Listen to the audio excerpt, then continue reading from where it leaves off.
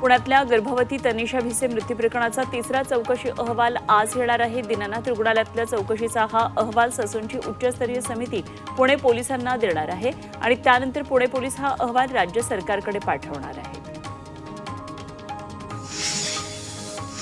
दीनानाथ रुग्णालयाच्या थकीत मिळकत कर प्रकरणाची आता महापालिकेमध्ये सुनावणी होणार आहे आणि महापालिकेच्या नोटीसीला रुग्णालयाने हे प्रकरण न्यायप्रविष्ट असल्याचं लेखी उत्तर दिले। यावर आता येत्या 2 दिवसांमध्ये सुनावणी होईल। दीनानाथ रुग्णालयाकडे 22 कोटींचा कर थकीत आहे।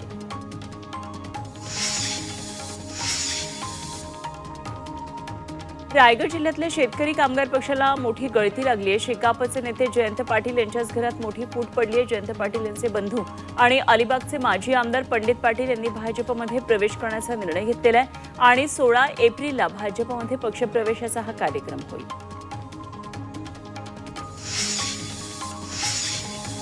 नागरिकांच्या हरकती आणि सूचनांमुळे प्रभादेवी पुलाचं पाडकाम लांबणीवर पडले। हा पूल पाडून त्या ठिकाणी नवीन द्विस्तरीय पूल बांधण्यात येणार आहे। येथे 4 ते 5 दिवसांनंतर याबाबतचा निर्णय घेऊन पूल बंद करण्यात येणार आहे। मुंबईत पावसाळ्यापूर्वी आतापर्यंत 12% नालेसफाई झाली आहे, त्यामुळे 68% नालेसफाईचं महापालिकेसमोरचं आव्हान आहे आणि मुंबईमध्ये दरवर्षी पावसाळ्यापूर्वी नालेसफाई केली जाते।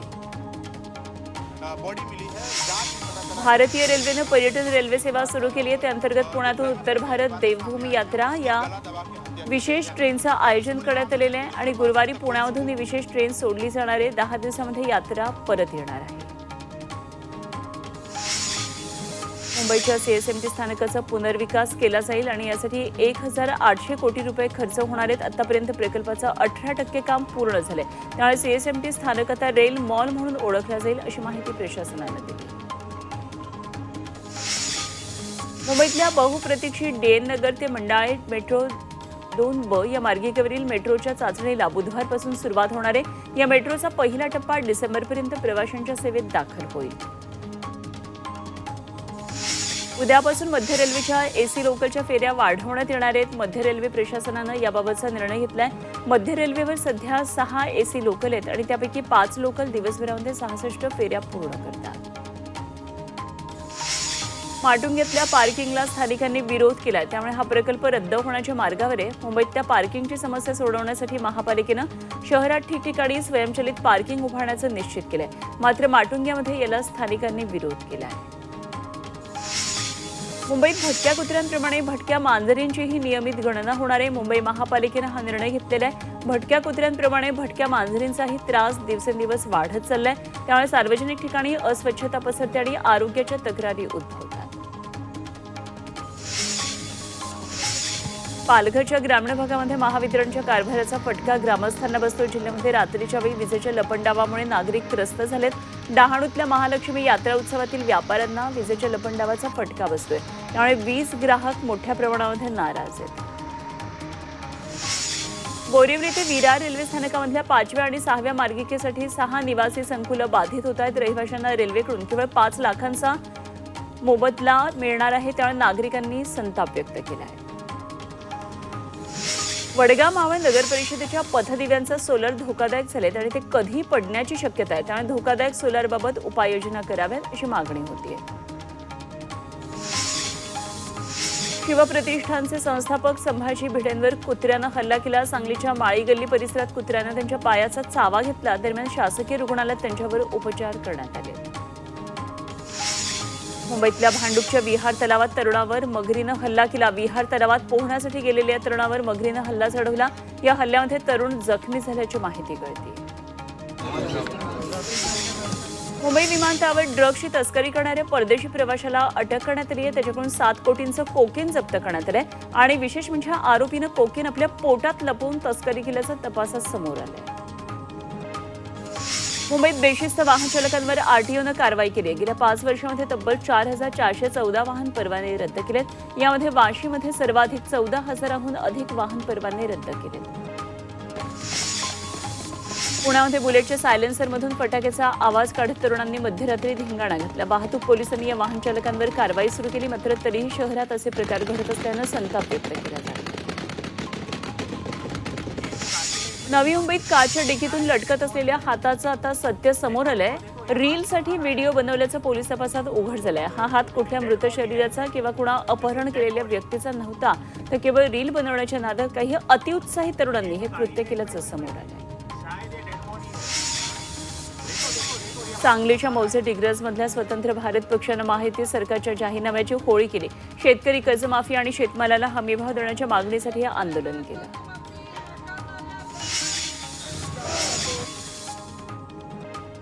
आंबेगाव तालुक्यातल्या मंचरजवळ निढोट वाडीमध्ये डोंगराला आग लागली. या आगीमध्ये डोंगरावरची झाडं झुडपं जळून गेली. आगीचं कारण अद्याप अस्पष्ट आहे. आगीत अनेक प्राणी पक्ष्यांचा मृत्यू झाला.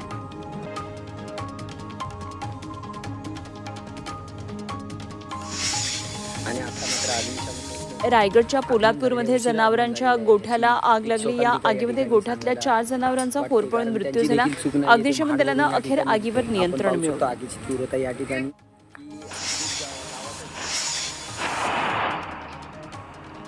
सांगलीच्या कवठेमहांकाळ तालुक्यामध्ये ट्रक आणि टेम्पोचा भीषण अपघात झाला. अपघातामध्ये 8 जण गंभीर जखमी झाले. यामध्ये 3 महिला ठार झाल्या. द्राक्ष तोडणीसाठी जाणाऱ्या टेम्पोला भरधाव ट्रकनं धडक दिली आणि हा अपघात झाला.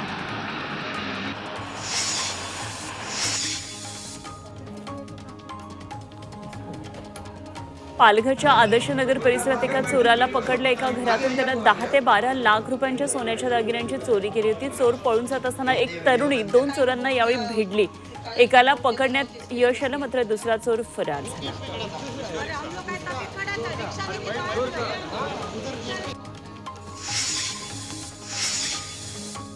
बीडच्या मसाजोगमध्ये आवादा कंपनीच्या साहित्य चोरी प्रकरणामध्ये 4 आरोपींना अटक झाली आहे. 7 एप्रिलला आवादा पवनचक्की परिसरातून 12,68,000चा मुद्देमाल चोरट्यांनी लंपास केला होता. या प्रकरणात 14 आरोपींनी चोरी केल्याचं समोर आलंय आणि पोलिसांनी 4घांना अटक केली आहे.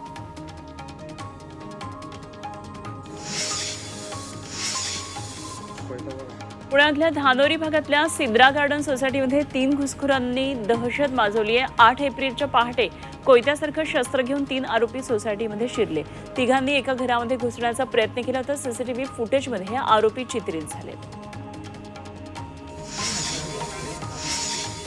पुण्यामध्ये ऑनलाईन गेमच्या नादात तरुणांना 39,77,000 रुपयांचा गंडा घातला. सेलिब्रिटींचा डीपफेक व्हिडिओ दाखवून तरुणाची फसवणूक झाली आहे. एव्हिएटर गेमद्वारे सायबर गुन्हेगारांनी तरुणाला कोट्यवधींच्या परताव्याचा आमिष दाखवलं होतं. ऑनलाईन बेटिंग करण्यामध्ये त्यांना तब्बल 39 लाख रुपये गमावले. पिंपरी चिंचवडमध्ये पती पत्नीच्या नात्याला काळीमा फासणारी घटना घडली. विशालनगरमध्ये राहणाऱ्या 36 वर्षाच्या महिलेला पतीकडून अघोरी कृत्याचा सामना करावा लागलाय. पोटगी मागितल्यानं पतीनं तिच्यावर जादूटोणा केल्याचा आरोप पीडित महिलेनं केलाय.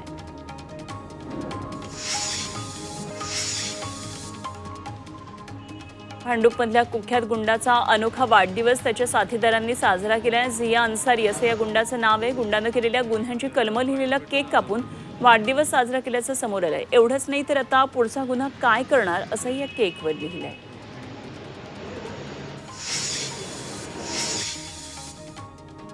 कर्जत शहरालगत असलेल्या दहिवलीमध्ये एका इमारतीमध्ये पहाटेच्या सुमारास घरफोडीचा प्रकार घडला. ही सर्व घटना सीसीटीव्हीमध्ये चित्रित झाली आहे. चोरटे दरवाजाचं कुलूप तोडत असताना घरातले लोक जागे झाले. दरम्यान चोरट्यानं तिथनं पळ काढला. या घटनेमुळे परिसरात मात्र भीतीचं वातावरण पसरलंय.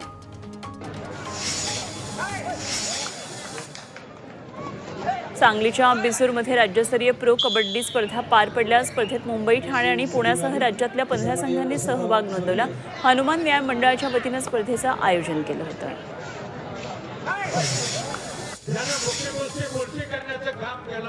सांगलीच्या कुरपडमध्ये आंतरराष्ट्रीय कुस्त्यांचा थरार रंगला होता. यावेळी भारताच्या गौरव मछवाडा या पैलवानानं इराणच्या आमिर मोहम्मद या पैलवानाला चितपट केलं. हनुमान यात्रेनिमित्तानं आंतरराष्ट्रीय कुस्ती स्पर्धेचं आयोजन करण्यात आलं होतं. जुन्नर तालुक्यातल्या डुंबरवाडी इथं मुक्ताई यात्रा उत्सवानिमित्तानं बैलगाडा शर्यतीचा थरार रंगला. या बैलगाडा शर्यतीमध्ये शेकडो मालकांनी सहभाग घेत शर्यतीचा आनंद लुटला. यावेळी बैलगाडा शर्यत पाहण्यासाठी मोठ्या संख्येनं बैलगाडा मालकांसह शर्यत प्रेमींनी गर्दी केली होती.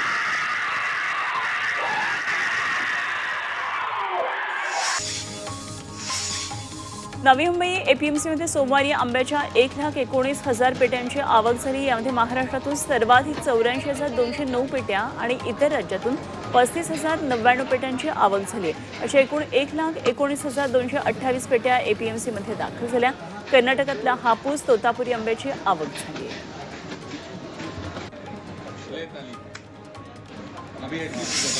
जळगावच्या पारगावमध्ये वादळी वाऱ्याबरोबर अवकाळी पाऊस आणि गारपिटीमुळे केळीचं खोड आडवी पडली आहे। चोपडा तालुक्यामध्ये अनेक गावांमध्ये अवकाळी पाऊस आणि गारपिटीमुळे मोठ्या प्रमाणावर पिकांचं नुकसान झालेलं आहे। शासनानं तात्काळ पंचनामे करून सरसकट सर्व झालेल्या नुकसानाची भरपाई द्यावी अशी मागणी शेतकरी करतात। जळगाव चोपडा या तालुक्यांमध्ये अनेक भागात गारपिटीसह जोरदार पाऊस झाला। अवकाळी पावसामुळे एका शेतकऱ्याचं 3 लाख रुपयांचं नुकसान झालं। शेतकऱ्यांच्या हातातोंडाशी आलेला घास अवकाळी पावसानं हिरावून घेतला। त्यामुळे सरकारने शेतकऱ्यांना तात्काळ सरसकट नुकसान भरपाई द्यावी अशी मागणी शेतकऱ्यांनी केली। नाशिक जिल्ह्यातल्या 3 तालुक्यांमध्ये सलग दुसऱ्या दिवशी गारपिटीसह पाऊस झाला। त्यामुळे उन्हाळ कांद्यासह द्राक्ष आणि गहू पिकांचं मोठं नुकसान झालंय। येवला, निफाड आणि चांदवड तालुक्यातल्या काही गावांना गारपिटीचा फटका बसलाय। सोलापूर जिल्ह्यातल्या 148 हेक्टरवरील पिकांना अवकाळी पावसाचा फटका बसला। बार्शी, करमाळा, सांगोला तालुक्यातल्या 148 गावातील शेती पिकांचं मोठं नुकसान झालं। आंबा, केळी, द्राक्ष, खरबूज पिकांसह इतर शेती पिकांना याचा मोठा फटका बसला। लवकरात लवकर पंचनामे पूर्ण करून नुकसान भरपाई देण्याची मागणी शेतकरी करतात। कोल्हापूरच्या नांदारी गावामध्ये गव्यानं धडक दिल्यानं 56 वर्षाच्या शेतकऱ्याचा विहिरीत बुडून मृत्यू झाला। वन्य प्राण्यांमुळे या भागातल्या शेतकऱ्यांचं मोठं नुकसान होत आहे। त्यामुळे या प्राण्यांचा बंदोबस्त करावा अशी मागणी इथले शेतकरी करतात।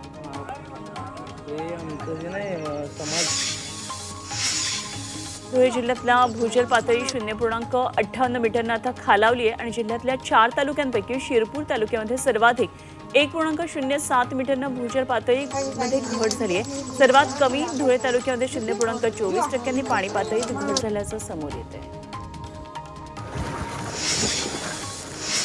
मराठवाड्याची सिंचन क्षमता ही 1.61 लाख हेक्टरनं आगामी काळामध्ये वाढणार आहे। यासाठी जलसंपदा विभागाच्या वतीनं 3 मोठे, 11 मध्यम, 19 लघु पाटबंधारे प्रकल्पांची कामं हाती घेण्यात आली आहेत आणि यामधल्या काही बंधाऱ्यांची कामं 95% पूर्ण झाली आहेत।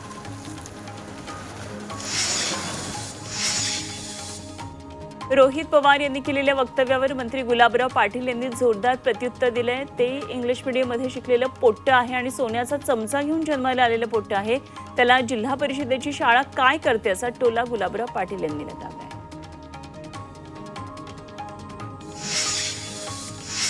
राज्यपालांच्या निवासस्थानासाठी 48 एकर जागा कशाला पाहिजे? ही निवासस्थानाची जागा छत्रपती शिवाजी महाराजांच्या शिवस्मारकासाठी द्या अशी मागणी खासदार उदयनराजे भोसले यांनी केली होती आणि या संदर्भात मागणी राज्य आणि केंद्र सरकारकडे केली असल्याचं देखील खासदार उदयनराजे यांनी सांगितलं।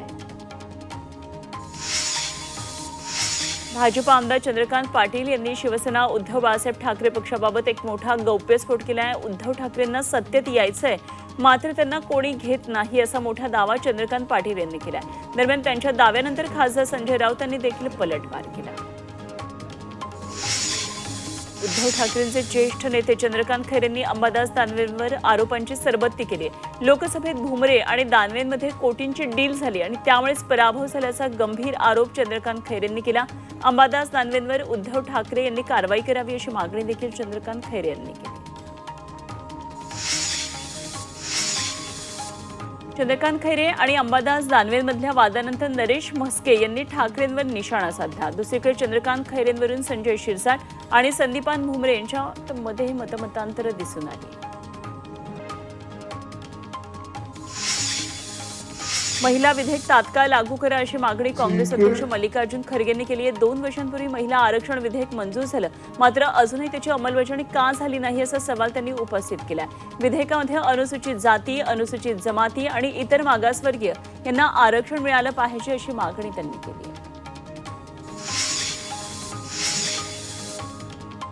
बीडमध्ये रणजित काजले विरोधात गुन्हा दाखल झालाय। समाजाच्या भावना दुखावल्याची तक्रार भगवान कांडेकरांनी केली आणि त्यावरून बीडच्या शिवाजीनगर पोलीस ठाण्यामध्ये गुन्हा दाखल झालाय।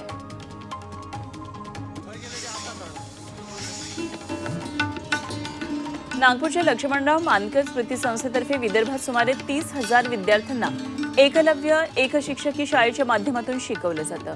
गेल्या 25 वर्षांपासून या शाळांसाठी कार्य करणाऱ्या प्रशांत बोपर्डीकर यांचा आज सत्कार केंद्रीय रस्ते वाहतूक मंत्री नितीन गडकरी यांच्या हस्ते करण्यात आला। महाराष्ट्रातील प्रसिद्ध विधिज्ञ न्यायमूर्ती भूषण गवई देशाचे सरन्यायाधीश होणार आहेत। 14 मे रोजी ते शपथ घेणार आहेत। या निमित्तानं अमरावतीचे खासदार बळवंत वानखेडे यांनी भूषण गवई यांचं अभिनंदन केलं आहे।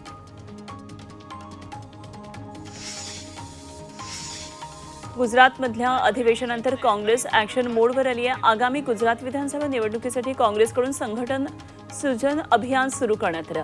अभियानासाठी राज्यातल्या 6 नेत्यांवर AICC कडून जबाबदारी देण्यात आली आहे।